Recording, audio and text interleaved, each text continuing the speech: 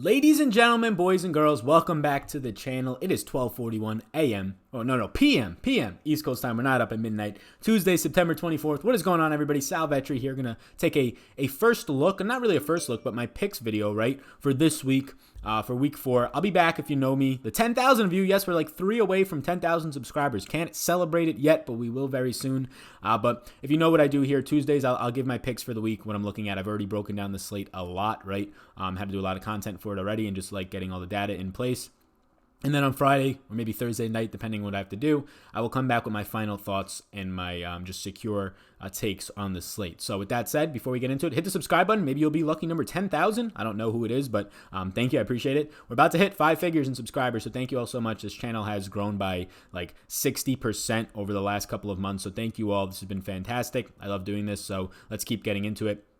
And down below in the description, there's stuff. So whatever you want to look at down there, go ahead, knock yourself out. We got some free strategy guides, my exclusive content. If you want $100 off my fantasy course, it's $150 normally. You want it for $50 or $49, I guess. Let me know.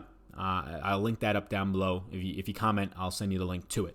But only if you're interested. So let's get into this slate, right? A team on bye, 12-game slate. This is the target offense sheet. It's updated, something that'll be on Patreon later today. QBs, I'll go through my interest, position by position. QBs, there's a decent amount of them.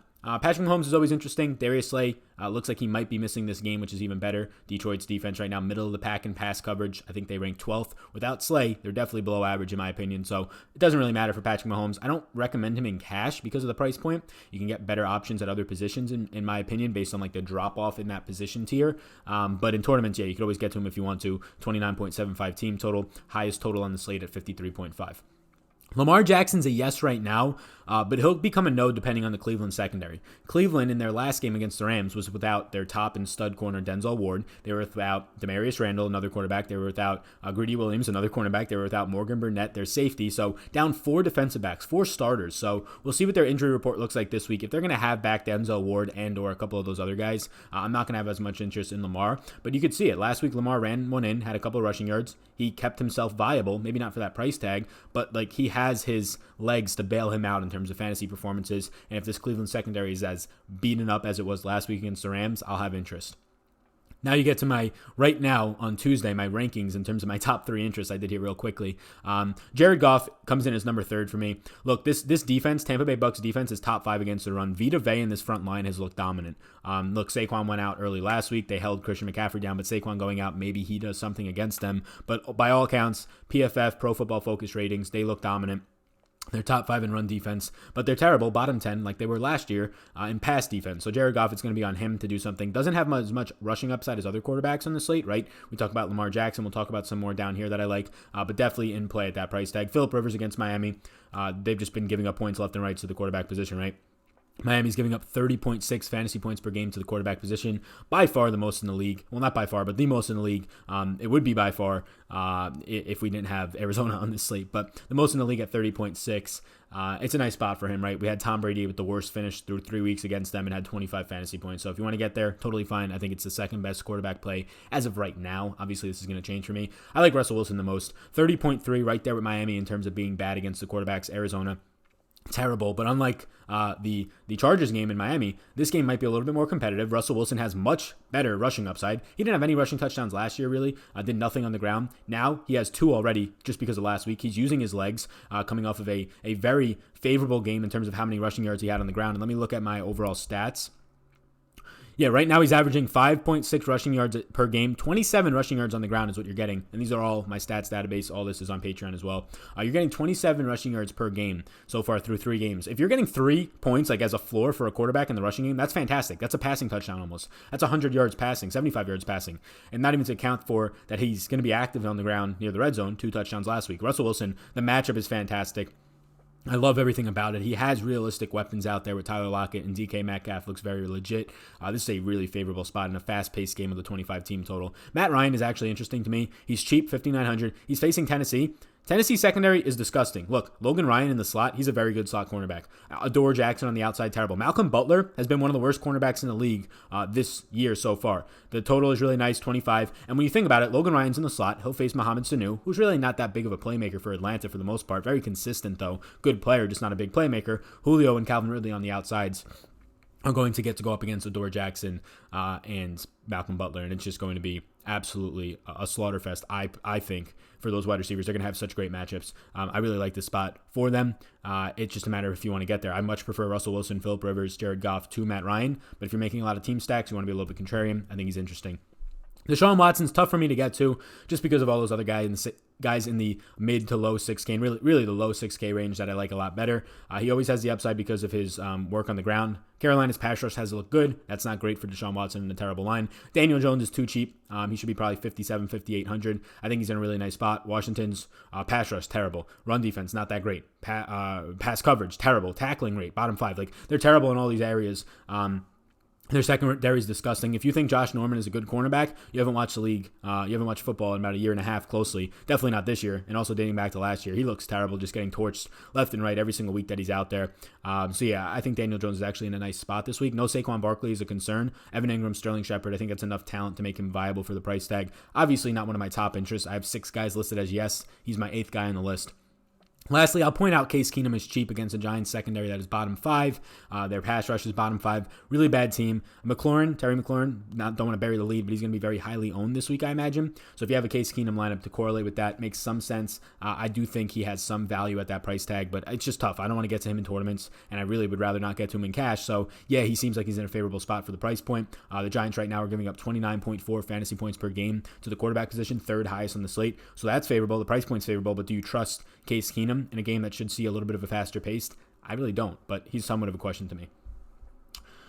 Moving on to the running back position. What is going on? Running back's the thinnest position this week. If you have not already known, depending on when you're watching this, I'm filming this Tuesday afternoon. Wide receiver is always deep, and this week it is so deep. So many studs, so many mid-range options if you look at it. Tight end, you could always get to whatever you want really there. There's usually 5, 6 decent options. Quarterback, usually 5, 6, 7, 8, 9 this week, options that are interesting.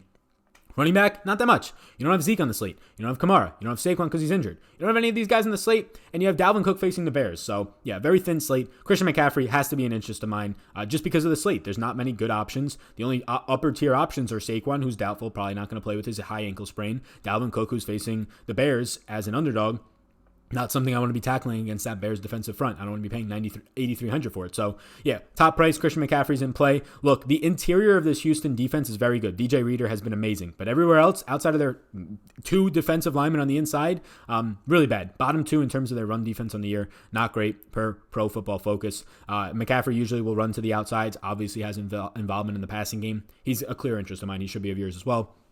David Johnson's interesting because of the slate. Usually I wouldn't get here, but we don't have that many high-priced or at least even upper mid-range price running backs that have upside.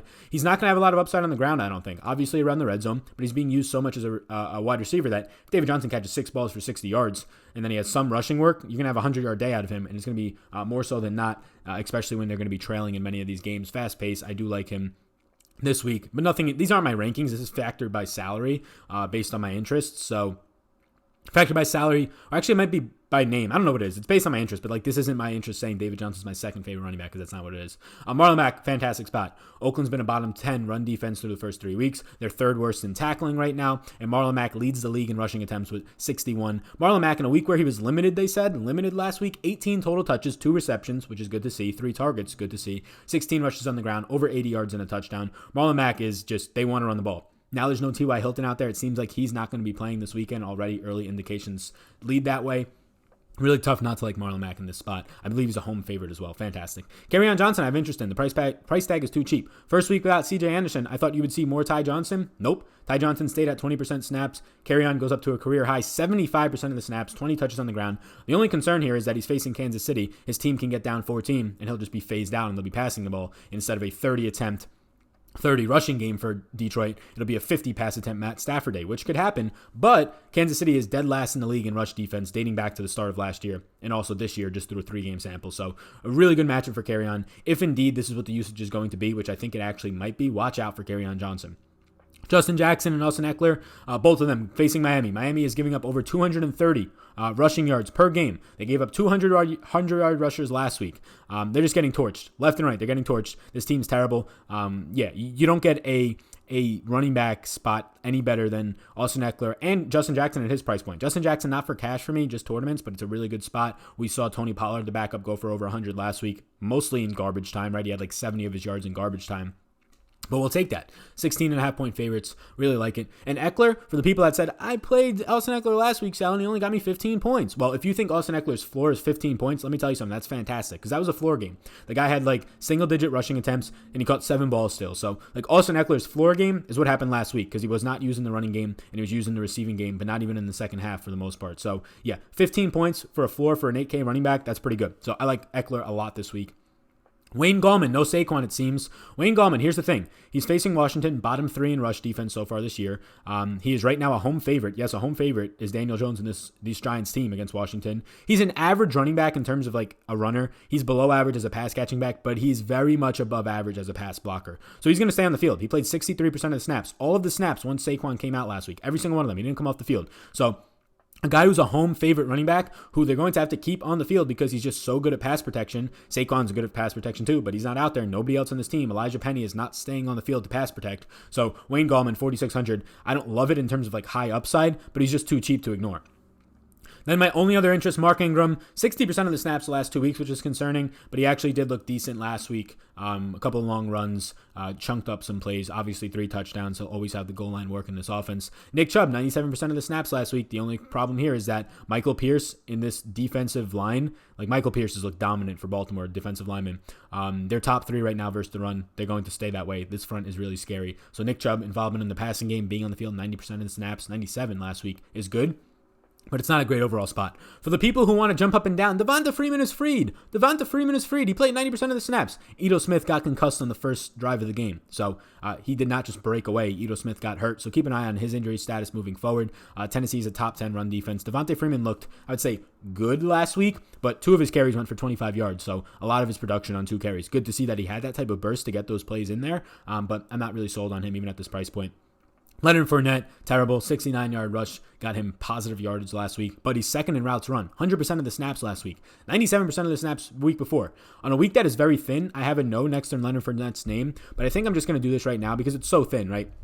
In terms of like the mid-range options, the only interest I really have is Marlon Mack, Kerryon Johnson. Cheap end, I have interest in Gallman and Justin Jackson. Top end, Christian McCaffrey, Austin Eckler. So, yeah, I'm going to put a maybe by Leonard Fournette. He has a tough matchup, top 10 run defense so far in Denver. Although they're not getting much pressure and sacks, this Denver pass rushers, their front is still definitely above league average. So, that's where I'm at right now. On running back, let us move on to the wide receiver. And there you go. Look at that. Goes all the way down the page, my yeses and my X's, right? This is how it always is. I mean, if you have 24 teams playing and there's like 2 viable wide receivers per team, I'm going to have a lot of interest at the wide receiver position. So let's just quickly go through it. Don't want to spend too much time here. I don't want to be killing everybody's day. Here we go. Wide receiver Deshaun Jackson will probably miss this week, but he expects Alshon to play. I'll do the Thursday night video after this, so perfect. Julio Jones, he's a yes. Tennessee, Adore Jackson, Malcolm Butler, they both stink. I have interest in Julio Jones. It's as simple as that. He looks like a monster. Keenan Allen, yes. Guy leads the league in targets with 42, leads the league in air yards, looks absolutely fantastic. He's going to play a lot in the slot. Xavier Howard probably doesn't shadow him in there. But even if he does, Xavier Howard was not trying that all last week. If you saw Xavier Howard playing up against Amari Cooper, not trying at all. Sammy Watkins, I'll keep going back to Sammy Watkins. The guy leads the team in targets, 8 more targets last week. Look, I get it. McCole Hardman, DeMarcus Robinson, the last 2 weeks have the big plays. It's coming for Sammy Watkins, just like it did week 1. You don't play 62% of your snaps in the slot last week, 80% the week before that. Be the favorite target still. Yes, the guy who's getting the most targets from Patrick Mahomes and not come through. He's had solid games, right? 5-6 catches for the mid-60s in yardage. He just hasn't found himself the end zone since week 1. I'm going to keep going right back to it, 6,700. No Darius Slay, too, which should be helping this whole Kansas City offense. Cooper Kupp, this 6K range is so loaded, right? Sammy Watkins, Kupp, Tyler Lockett, Chris Godwin, so loaded. Brandon Cooks, all these guys I love. Cooper Kupp had his best game of the year, but he's seeing 10 targets a game. He's fantastic. Going to remain in the slot 85% of the time he was in the slot last week. Have to like that against Tampa Bay this week. Bottom 10 pass defense. Tyler Lockett, probably the best 6K play on the slate in my opinion. Against Arizona. Played 80% of the time in the slot last week. Look, I was hoping Tyler Lockett would see like 60% of the snaps in the slot on the season. He played 80% last week. He's going to keep doing what he did last week and just go absolutely nuclear for 100-plus yards, double-digit receptions and targets, a touchdown. Like, this Arizona defense does not stand a chance guarding Tyler Lockett in the slot. This kid is very, very talented. Arizona has already given up a ton of points a game to the wide receiver position, and they have yet to face somebody like Tyler Lockett in the slot, in my opinion. They had just been getting brutalized in the middle of the field from tight ends and slot receivers. Terry McLaurin is the best below $5,000 play. Why is his price tag so cheap? He's legit. He's beat fast cornerbacks. He's beat cornerbacks who are slow and bigger than him. It doesn't matter. This kid is legit right now. He's the definition of value. There's nobody this cheap that is this good against a Giants defense that is giving up top 5 fantasy points per game to the wide receiver position. McLaurin is on another planet. Janoris Jenkins is going to be head on a swivel, looking back and forth, not knowing where McLaurin went. I like Terry McLaurin a lot this week. Larry Fitzgerald, 5,600.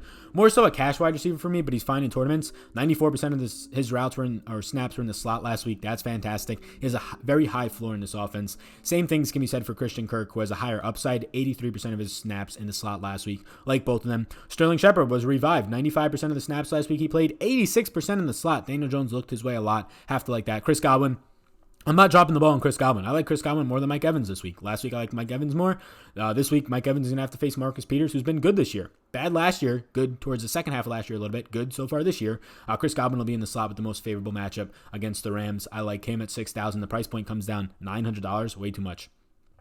Brandon Cooks is fine, of course, against Tampa Bay, bottom 10 pass defense. DK Metcalf, I get the DK not as a single guy, but if you play stacks of Russell Wilson, Tyler Lockett, and DK, I actually really like the upside there for only $4,800. Preston Williams, my guy. Jump on these players before they become mainstream. That's what we did last week. 4 catches for 68 yards, 12 targets, dropped a touchdown that should have been reviewed. Probably would have stayed as a drop touchdown. And then underthrown on a flea flicker, which he caught the ball for like 20-something yards, but would have been a touchdown. Preston Williams played 96% of the snaps. 96 after playing 68 week 2. He ran the most routes on the team. He's not going to have to face Casey Hayward, as I imagine Devontae Parker will, and he's not going to have to face Desmond King because he's a slot cornerback who Jakeem Grant will face. So Preston Williams on the outside against a defense in the Chargers that is not that dominant. They don't have Derwin James. He's injured. Adrian Phillips, the backup safety, is injured. They don't have a number 2 cornerback, right? Number 3 technically cornerback, not in terms of skill, but in terms of where they stand on the field, is Desmond King. He's the best slot cornerback in the league, but he only stays in the slot. Casey Hayward is good. He'll be on the outside in this game against Devontae Parker. But then Preston Williams is just going to have all the time in the world to do whatever he wants. $3,900 is way too cheap. Has a very real connection with Josh Rosen. Preseason, they played together in the games. They played together on the second unit. And all he did yesterday or on Sunday was just throw the ball to Preston Williams 12 times. Unreal. So really like Preston Williams. And then a bunch of my maybes I'm not going to get into. If indeed Denzel Ward is out, Marquise Brown for Baltimore becomes a very good play. If he's in, I really don't have much interest. If Julian Edelman is in and looks healthy, I have interest because Buffalo plays his own defense, so they'll be allowing you to throw a lot of passes to the slot wide receiver, ding, ding, ding, Tyler Boyd last week. So no real interest for me there in Philip Dorsett, not much in Josh Gordon unless Edelman misses. I will say this. If DeAndre Hopkins comes in like 5 or 7% owned this week, I'm getting to DeAndre Hopkins. He's going to come in low owned because he's sandwiched between Julio Jones, who's been going off, and Keenan Allen, who has obviously been going off, the best receiver in the league through 3 weeks. But DeAndre Hopkins has a lot of skill. DeAndre Hopkins is going to have to face James Bradberry, who in my opinion does not stand a chance against DeAndre Hopkins. Really, I mean, if you look at it, the best cornerback in the league, Jalen Ramsey, in my opinion, he's been beat more times than not by DeAndre Hopkins. So why the heck are you going to be scared of James Bradberry against him? So if Hopkins goes low owned, Hopkins will be in my lineups. I'll mention Trey Quinn. He's only $3,000. He's an interesting price point play for cash. $3,000. He's running the most routes on this team. Yes, more than Paul Richardson, more than Terry McLaurin.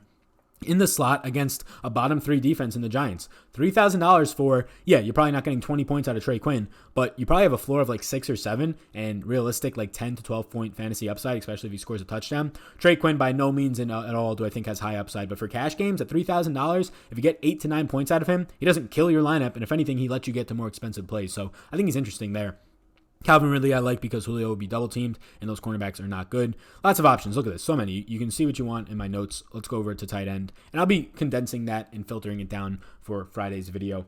I also have my tiers up. I'll have all my point projections up on Patreon. Link down below. You can get that. All these stat sheets are there. My Friday leverage, my ownership podcast, about 20 to 30 minute podcast about where I'm taking stances, why I think players are under owned or highly owned and too highly owned, things like that.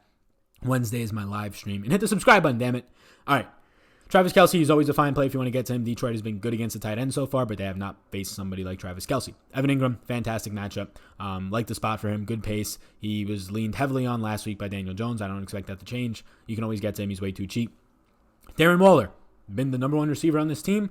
It's exactly how it was last year with Jared Cook as a tight end for Oakland in John Gruden's offense. Darren Waller is an absolute monster. 14 targets, 13 catches last week. Slow-paced game here, but I think it's fine. The matchup is very good against Indy. I liked Austin Hooper last week because they were facing Indy, and Indy likes to funnel to your tight ends and your running backs. Well, There's really no pass-catching running back. I know Jalen Richard's there, but they haven't been using running backs in the pass-catching game in Oakland. So if you're going to play a funnel zone defense, well, they're going to funnel it now to the tight end for 7-yard catches. And yeah, I'll take another 10 catches from Darren Waller this week. Really like him. Delaney Walker has some interest. I'd rather get to Darren Waller, to be honest with you. Will Dissly's interesting. Arizona's given up 31.3. The next closest is 20.3. Tampa Bay, second worst, 20.3 fantasy points per game to the tight end. Arizona, 31.3. TJ Hawkinson, week 1, went off against them. Mark Andrews, week 2, went off. And so did Hayden Hurst. I mean, he didn't go off, but he had like 8 points as a backup tight end. It's crazy. And then last week, Greg Olsen goes off for 2 touchdowns, 80 yards. This is a really good spot for Dissly, who's running 55% of the routes in this offense, who's only running 54 routes, or 55% of the snaps, only 54 routes on the year, which isn't fantastic, but when you consider that he's only been on the field for 50 of the snaps, or half the snaps, it's pretty decent. Look, he's not a high upside player, but he's going to be utilized around the red zone. He has 3 red zone targets. He's caught all 3 of them. Will Dissly is a very good play for his price point. The game total is good. If you want to stack Will Dissly with Tyler Lockett and Russell Wilson, I think it's okay. I'm not head over heels for Will Dissly. I'd rather get to Darren Waller and or Evan Ingram at their price points, who I also think are very, very cheap. But if you don't have the money and you want to go to a cheap tight end, Will Dissly is the one I would go to. All right, gang, that is it. That is the Tuesday picks video. When you're watching this, if you could hit the like button if you're still watching, hit the subscribe button, share it with your friend, your mother, your brother. We're about to hit 10,000 subscribers. Thank you all so much. I appreciate it. Follow me on Twitter at SalVetriDFS. If you want $100, if you watched all the way up to this point, you want $100 off my NFL Daily Fantasy course. If you're watching to this point, leave a comment, say, hey, can I get that coupon? I'll link you up the coupon down below. You can check it out. But for right now, my name's Sal. You already know that. Peace out, gang. Hey, hold up. 1 second. Check out this page. If you haven't yet subscribed, hit the subscribe button, all right? And if you're interested in Patreon, if you're not already a Patreon, you can hit that button on Patreon, become a Patreon. It will take you right there. You can also check me out on Twitter at SalVetriDFS. And hey, if you're interested, this next video that's about to pop up, why don't you check it out as well. See ya.